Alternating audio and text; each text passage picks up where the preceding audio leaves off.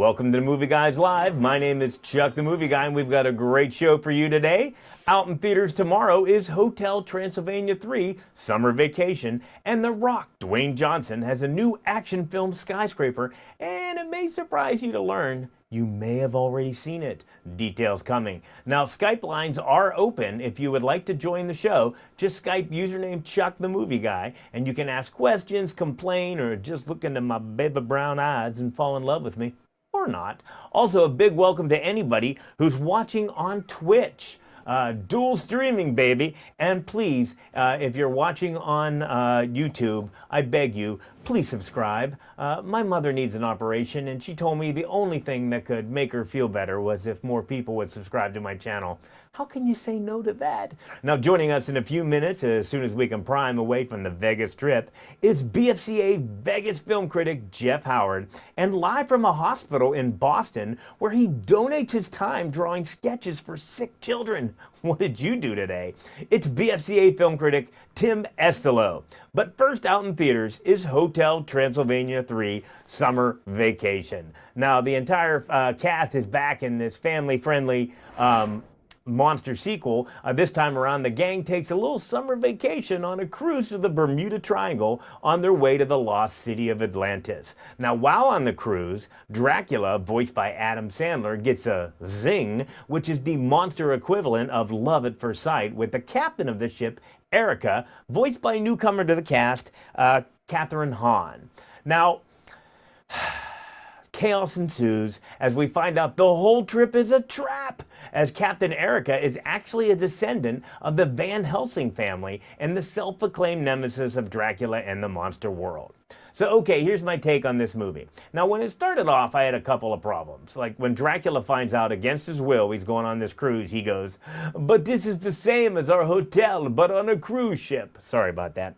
But you know, and I thought, this is the same movie, but only on a cruise ship. Now, even though this is really stupid, Captain Erica is voiced by Catherine Hahn, and I knew that, I kept thinking, boy, she looks and sounds just like Amy Schumer. Maybe it's just me. But by the second half, Transylvania 3, Summer Vacation, it won me over. Especially with the end battle of the DJs. Lots of funny stuff here. I would actually go see it again. But don't listen to me. Listen to Adam Sandberg and Selena Gomez. It's a great summer movie for the whole family. It's got action, adventure, romance, jokes, comedy, something for the kids, something for the parents, something for the tweens. Yeah. It's the total package. It is. It's a cinematic powerhouse. I have never been asked for more tickets to anything I've ever done in my life than this movie. Yeah, I find that hard to believe. But you know, I'm going to give it an A-. I had a great time. And now we're going to talk about Skyscraper, and joining me from Vegas is Jeff Howard. And I lost Jeff, and let's see, where is Jeff? And boom! No, that's not Jeff. Boy, it was going so good. I was going so good. I lost complete control of the system, and oh, wait a minute. Here we go. And I lost all audio too. Boy, what a train wreck. Okay, hold on. Mics are coming back up. No, I lost. Hold on 1 second, and all right, there's Jeff. I'm here. All right, we're so sorry. It's like Okay. I'm manually switching the show. This wouldn't be Chuck the Movie Guy's podcast on YouTube and Twitch Live if there wasn't some sort of problem every week. You know something? People tune in for the chaos. That's what they want. Live goes crazy. You have no idea what you're talking about there, because it was all perfect all morning, and then chaos happened about 1 o'clock. Anyhow, also joining us from Boston, as we said earlier, Tim Estiloz. You know, I love this visual shell game that we got going on here. I know. I can't. I'm so upset now that I lost control of the system. But I wanted to talk a little bit about who's not here. Of course, Bonnie is getting a tattoo removed or something. I'm not sure. But we're missing Greg Russell from Detroit. Yeah. Greg he's in Paris. should we feel sad for him? I don't know. Well, here's the thing. First of all, I don't know if you saw any of his Facebook posts. Let's take a look at one of his Facebook posts there. From Paris, the world premiere of Mission Impossible Fallout. More fun things to come. Yes, we're probably a little bit jealous, but guess what, guys? We can't feel sorry. You feel sorry for Jeff, or you feel sorry for Greg at all there? No, because that picture is actually in Las Vegas at our Arc de Triomphe at the Paris Hotel. He's lying. He's not in the real Paris, France. Oh, yeah? Well, Or green screen. He could be green screening it. You never know. Green screen. Well, about 1 o'clock today, I got a text message over the satellite. Tune into the coordinates. Guys, I got something for you. Hey, podcast group. Hello, Chuck. Hello, Bonnie. Hello, Jeff. And hello to fake Greg, whoever's sitting in for me this week. Sorry I can't be there with you, but I'm here in Paris, France for the brand new Tom Cruise movie, Mission Impossible Fallout. Fun movie, a lot of action. Get ready. Can't wait to share the stories and interviews with you next week. Wow, I mean that's kind of cool, isn't it? I mean, Yeah. come on, he sent Now us that's from awesome. Paris. Yeah. Need him because he is really That's there. awesome. Yeah. He's the teddy bear of Detroit. And I guess, Tim, we're going to call you the fake Greg. Hey! I was so happy that he beamed over his stand-up, and I was able to download it and everything. I know that worked fine. That worked fine today. So To say I'm not green with envy would be an understatement. But Yeah, I love Greg, and good for him. yeah, that's for sure. And the shades look good on him too. Now, we're here to talk about Skyscraper, Dwayne Johnson's new action blockbuster. And I kind of teased in the beginning, and I tipped off Jeff on this. I don't know, Jeff, did you follow through on my tip and watch what I told you to watch? Oh, my gosh. I'm not sure. What did you Okay, tell me to well, watch? Anyhow, I stumbled across something after seeing the movie. I went and I looked at our Facebook post that said, hey, promoting the show.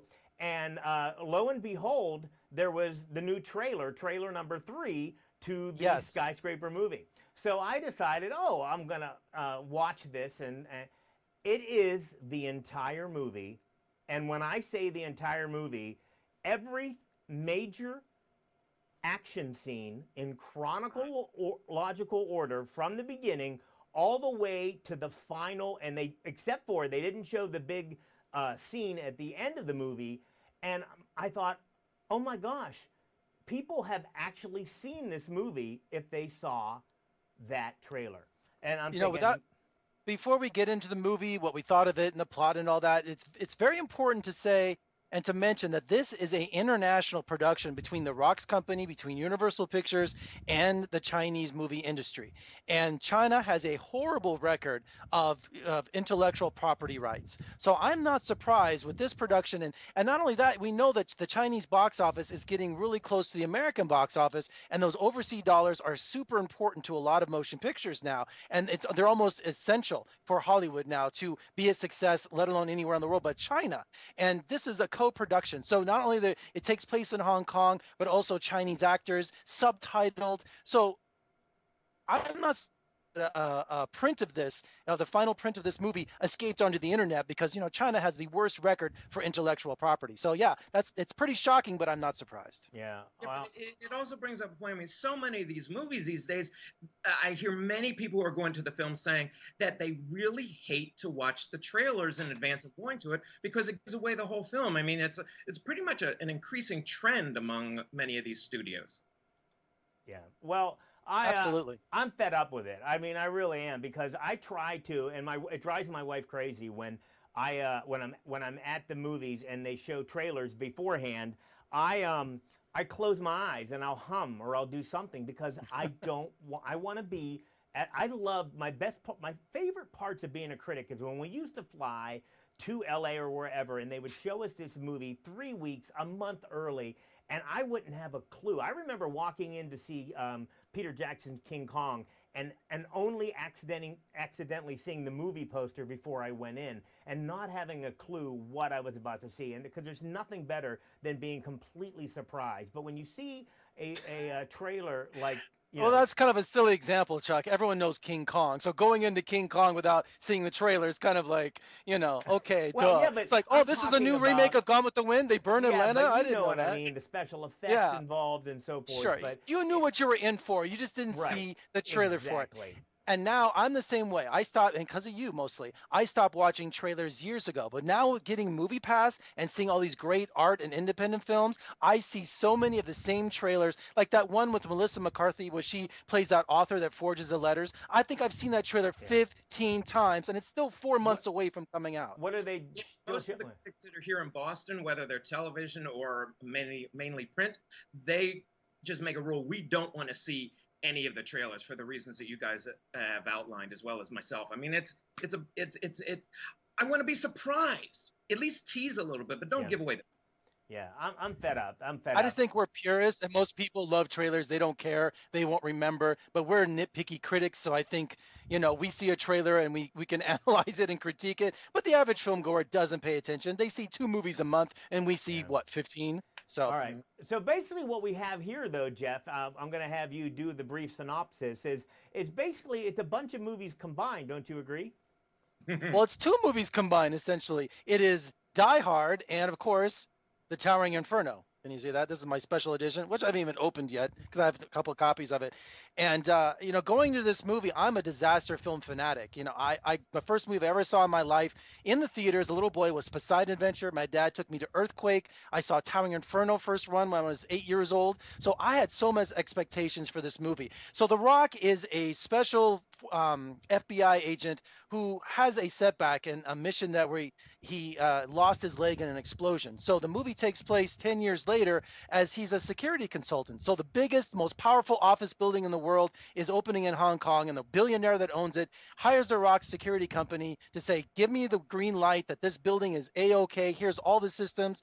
He analyzes everything, and he's saying this building is ready to open. So 96 floors to the top is all residential, but no one's moved in yet. But his wife and children are there, the only occupants in the whole building. Of course, terrorists show up. They have the billionaire over a barrel because they went, without giving any spoilers away, they're there for a different motive. They want to destroy this building. They want to destroy the billionaire's reputation if they don't get what they want. The Rock's on the outside, so he spends the entire movie getting back into the building while it's on fire, and of course goes through some of the most outrageous situations to make it probably one of the most ludicrous and fun summer box office movies I've seen in years. Yeah, I would say that. Now, Tim, let me ask you this, Tim, because I know you saw this last night, right? Right. So it's in my memory. Were you excited going in? Actually, I was just kind of meh because I was thinking exactly what Jeff just pointed out. The Towering Inferno was one of my favorite movies back when I was a kid seeing that. And then the fact that it's, all right, Die Hard meets a Towering Inferno. That being said, this movie was totally unbelievable, totally outrageous, and yet I kind of liked it. I kind of liked it. It wasn't a true story? It was just, with all of... Yeah, there's not much of a story, but what made it work for me was The Rock is kind of like an everyman kind of hero. He's got failings in this film. He's not perfect. His wife, Nev Campbell, who I'm glad to see her back. Yes, I was glad to see her. And she's not this, towering damsel in distress. She's empowered there. So it was great to see some chemistry between them. I thought that the villain in this film was pretty one note. Die Hard. The villain in Skyscraper, as opposed to the one in Die Hard. Hans Gruber was amazing. This guy is like, meh. I thought the assassin, the female assassin that he has, she had much more layers and dimension with the few lines that she had. She was much more exciting. But for me, the film was entertaining, but totally ridiculous. I'd like to follow up on something you said there. The Rock is an everyday hero. So then the average person is muscular and super strong and good looking like The Rock? Or you qualify that as opposed to other heroes like, let's say, Schwarzenegger or Bruce Willis. Okay. It's kind of like his personality is kind of like a guy you could hang out with. I mean, I don't know about you, but for me, it's like looking in a mirror. I mean, I've been, come on. You're both bald, yeah. I want to see that big tattoo on you, brother, the next time. I know. Did you see that scene where he had to take his shirt off? He should just have the side with his tattoo on.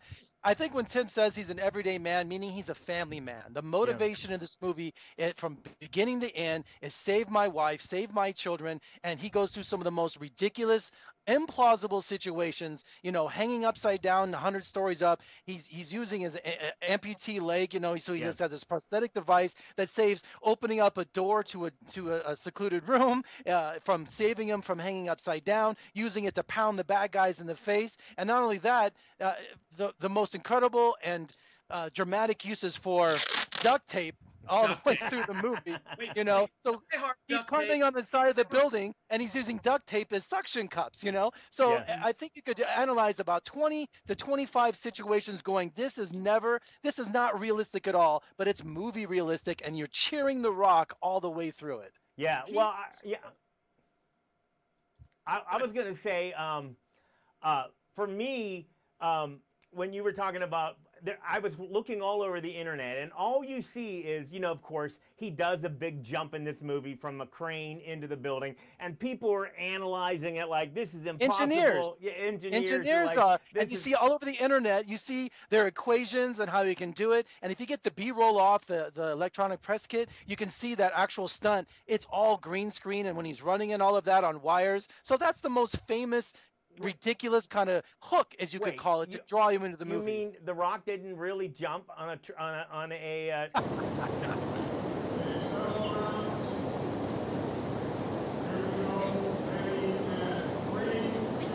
Oh, Rock!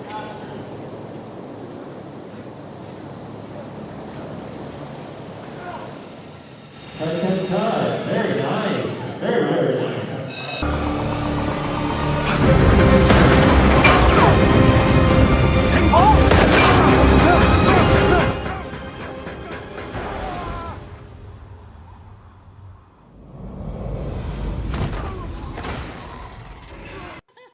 Yeah, I put that is worth the price of admission right there. You know something, that was great. I put the before and the after together for you so you guys could see that. But I mean, he was, I loved it. Like you said, I love that scene. I always think, okay, the engineers are saying, I'd say, well, he caught a thermodraft. People, in my mind, the Avengers, I always look for, you have to believe, or what are you doing in the theater, And what makes the more exciting is that, and this isn't a plot point being spoiling the movie, but he does that stunt after climbing 100 stories to get to that pinnacle point. So this guy, but when you got the pythons like he does, I mean, anything's possible. I also put together, because you mentioned Nev Campbell, how great it was to see Nev Campbell, and this is not just a role that we see Nev Campbell. It's just a physical role that we saw in Nev Campbell. And I put together this one little action scene that people were.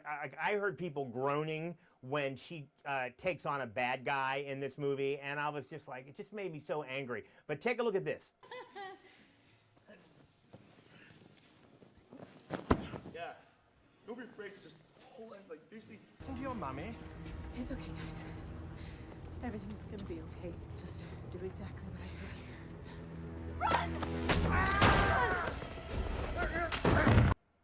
I just think, oh, hey, it's Greg again. Yeah, so I just think it was just great. What do you mean, Greg again? That's Greg there. Isn't that exactly. Big Greg? I'm fake Greg. Yeah, She was on Stephen Colbert, Chuck, the other night. Nev Campbell was, and she talked about the grueling schedule she did to train for this movie. And she's like, I had to flip a guy, and she did all of that. She was tough. She was in the military. She's a naval officer who was a surgeon. So she was a strong woman, and it really came across like that. And I love that her 2 kids are Pacific Islander. That really matches The Rock's genealogy. So I thought it was really a great little added bonus. Confident character, and again, the way the film is resolved, because ultimately it's going to end up well for them all, but it ends in a sort of surprising way that you don't expect. Well, Tina, I disagree with that. When they started the movie off and he went up in the Pearl, the big thing at the top of the building, the second that you see The Rock in the Pearl, you know how the movie's going to end, and it does end. But you know something? I didn't care, because that was an awesome phenomenal. Where it was going to end, not how. That's true. Because I thought until the very end, and I hope this is not a spoiler,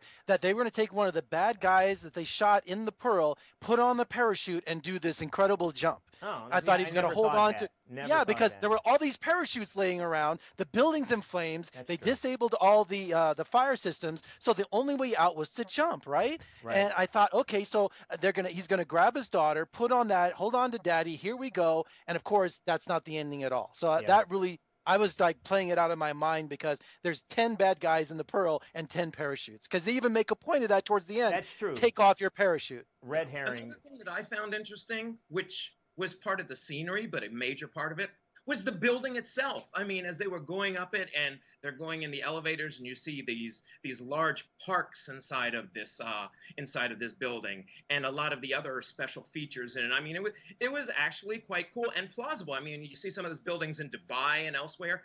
This is something that could actually be built. And also the Asian actor who played the billionaire, his name escapes me. He was also the Asian billionaire 10 years ago in The Dark Knight. You know, so he's playing. Yes, the same guy. right. The one that Batman blew up the side of the building and they carried him off. Yeah. It's the same actor. Wow. Same kind of character, right? So I thought that was really cool that we get to see him back a decade later. I read last night, and I can't remember his name, and I should have taken note of it, but he's a major Asian superstar over there. So I wouldn't doubt it. I wouldn't doubt it. tapping into that Asian box office that you were talking about. They're clearly having this in mind by making the good guy who creates this massive building somebody that's close to home over there in Hong Kong and elsewhere. Okay. You know something? I love The Rock. I would go see if they said The Rock is going to be in the theaters tonight at 7 o'clock doing a dramatic reading of the phone book. Guess who would be there? Me. I love this guy. I will see anything he does. The Tooth Fairy, you name it. I mean, he rarely disappoints, rarely. And I had a great time in this movie. I loved it. I couldn't wait. I mean, I was swept away from the moment it started. It was all special effects and unbelievable stunts and so forth. But that's All of it. why I was there. All of it was unbelievable. Nothing about that movie was real except the fire and the extinguishers. That was it. Even the horrible police, they would have the SWAT team there. They wouldn't send a couple police cars, investigating terrorists. There were so many kind of, oh my gosh moments. But, you just got to consider when you're going into a movie like this, you can't sit there with your logic mind going. Well, we often refer to a lot of movies as roller coaster rides. I consider this movie a great roller coaster ride of a movie, and some critics, not us, will get off and say, I didn't like the film because the roller coaster, because the upholstery was too hard, or the view wasn't the great. I mean, just get on it, strap in, and have fun. Okay, well, did you guys know that this movie was actually based on a human being? Yeah, the one that had the false leg? Yeah, I forget his name, yes. Well, I also have one last little bit for you, and I must warn you, there is a little bit of language at the end. I will try to stop it, but I just thought, because I know, Jeff, you're all under, this is unbelievable, and I knew you were going to go this route, so I want you to take a look at this. Oh my God! I am. I'm so good. This man that I want to introduce is the inspiration for the character of Will that I'm playing. He is the first American amputee to climb Mount Everest. He is a 3-time Paralympian. He is also a world champion wheelchair basketball player, and he is, for this character, my greatest inspiration. So allow me to introduce the amazing Jeff. It's truly an honor to be here. This movie is so cool because you're going to have an amputee that's going to show people that it is kick-ass to be an amputee. You can get to any summit, you can do anything in life, but you got to have it in here, and you got to have it in here. I thank you guys so much. So keep up the good work, and I cannot wait to see the finished product. Thank you. I think you're really going to be proud with what we're doing. The whole movie, you're just barely fucking. Well, I tried to get that right at the end there, but I didn't get it. But I got to tell you, I just love that guy. It's just like, believe it or not, unbelievable or not, I think The Rock could be an Avenger. I would love to see him in a role like that because he just took me away for an hour and a half, and I had a great time. So you didn't think the same thing, Jeff? Oh yeah, absolutely. And I wanted to also mention that his $7 Productions, he has done some incredible advertising and promotion for this movie, not only online but also just like 5-second intervals, like I've seen on CNBC. I've seen on, everywhere I look, you see Skyscraper just being promoted everywhere in every possible medium, and he is responsible for a lot of that. So not only is he cutting edge on his entertainment, on his advertising, but he also connects with the fans unlike any other actor. If you go on Instagram, and I understand that he personally follows and responds to all his social media. Yep. So he is just amazing. And this is one of my favorite movies of him. Totally forgiven for Baywatch 1 year ago this time. And I know he hates us for that, but I'm sorry. Yeah. It's the worst. And but Rampage and Jumanji, he has had hit after Rampage hit after was hit. awesome. And I loved Rampage, and I loved Jumanji. I can't remember laughing out loud more than that movie. But Skyscraper, I loved it. I can't wait to get it on DVD to watch it. And you know what the thing is before we get to Tim here, is like the people that have not and will never have the privilege of meeting him. I mean, I can think of maybe, a half dozen times we've interviewed him, met him. I saw him almost knock over somebody once to get the door for this woman. I mean, he's a perfect gentleman. He's always friendly and always nice, and is just one of the, out of all the thousands of interviews that I've done and people that I've met, he is up there, top 10, easy. I think it was top 5. Scorpion King last time I saw him. What did you think, Fake Greg? Yeah. And hey, Greg, in addition to that, in addition to what you guys were saying, first of all, that clip that you showed gave a sense of just how giving he is. Rather than it being all about him, he's giving that amazing amputee and athlete his moment, and a little bit of inside information, even though we as critics get a chance to interview him. He was here in Boston, maybe about 2 years ago, filming Central Intelligence, and I had a chance to spend a day as an extra on the film. It's not about me, but I was watching him, and he was going up to all the regular extras, whether they were SAG or not, and just being the most genuine guy, like you were saying there, Chuck, is that just being nice and talking to people and signing some autographs. He wasn't like, you're an extra, get away from me. I mean, the guy, I can't say enough good about him. Yeah, so it's amazing. Yeah, and so what did you think of the movie, Tim?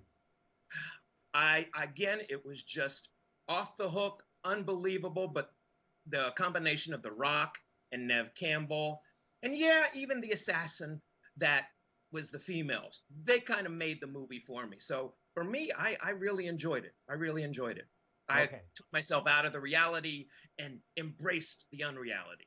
All right. Well, I think I lost control of my lettering, my graphic system. But as you can see, regardless of what you think about the believability of this movie, if you're a fan of him or of this type of genre movie, this is what's called a popcorn movie. You're going to have a great time.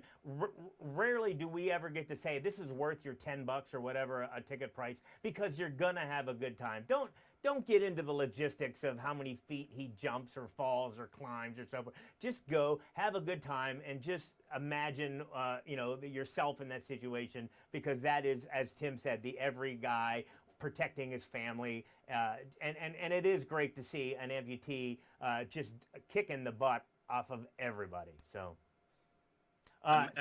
everything Chuck just said, I concur. I concur. All right. Well, thank you. I guess I'm gonna have to manually shut down here. Chuck, I will not be joined. I give it a B too. I give it a B. I don't do pluses or minuses. Oh, I got the B. You don't do minuses or pluses? Yeah. Because that's for GPA, and I don't do that. It's either A, B, C, D, or F. That's my personal thing. I used to get in a fight with the other movie guy back in the day. Yeah. He did pluses or minuses, but I give it a B too. Yeah, and you guys are not going to be here next week because Greg's coming back with his Tom Cruise interview, and you just can't stand the fact that he went. I will be at Comic-Con next week. So I got one of my buddies who's a critic needs 4 crews to do all these interviews, so he invited me. So I'm going down there for 4 or 5 days. So I will be, hitting the convention floor. It's been about probably 18 years since I've been to Comic-Con. It is chaos, and you won't believe how crowded it is. I did WonderCon back in April, so I got my feet wet, so I'm ready to. Right. But I will see you the week after that. And Tim, you're taking a week off as well? Yes, I'm going to be actually in your neck of the woods, or our hometown of Pittsburgh, excellent. PA. Excellent. Hey, look me up. Look me up. I'll be the guy trying to figure out what happened to my graphics this week. So I'll be sitting there like that. Back next week? Our lovely Bonnie. Yeah, Bonnie will be back. Greg will be back with his Mission Impossible interviews, and I don't even know what's coming out. Oh, I think the 8th grade. I think we're reviewing 8th grade next week. Saw that this week. Can't wait to talk about that. I said a lot about what I thought of it. Oh, really? And then the next week is the new Denzel Washington movie. The Equalizer 2 is next week. Oh, that's right. Yeah, I think I'm seeing that Monday. Here in Boston. Shot here in Boston. Say it like you're in Boston. It's shot in Boston. He shot it here in Boston. I heard he rented an apartment here, actually. He liked it so much. Oh, wow. Nice. All right. Excellent. Well, I'll see you guys when I see you then. Thanks so much. What about our plugs? We got to do our plugs. Do your plugs. I'm going to do the best I can here because this is all manual. Go ahead, Jeff. All right, for my reviews and interviews, you can go through my website, vegasfilmcritic.com, and all my portals to Facebook, Twitter, Instagram, and my YouTube channel. It's all there, vegasfilmcritic.com. That was it. Thanks, Chuck. Yeah, oh, yeah, cool. I pulled it up there, too. There it is. It'll get there. And Tim? And I have my reviews showing up on elmundo.com, El Mundo Boston. That's a newspaper here. Plus, I've started doing reviews for Kaleidoscope Reviews. You can also find me on Facebook and on Twitter with some of my links, as well as what's the last one? Think of it. Go to those. Check it out. And Tim Estiloz Film Reviews on Facebook. And, of course, I'm Chuck the Movie Guy at themovieguy.com, and I'll be hanging out trying to figure out why all this equipment is failing me all the time. And Jeff says he'll be watching the Towering Inferno. That's the one. That's the one. All right, guys. See you when I see you.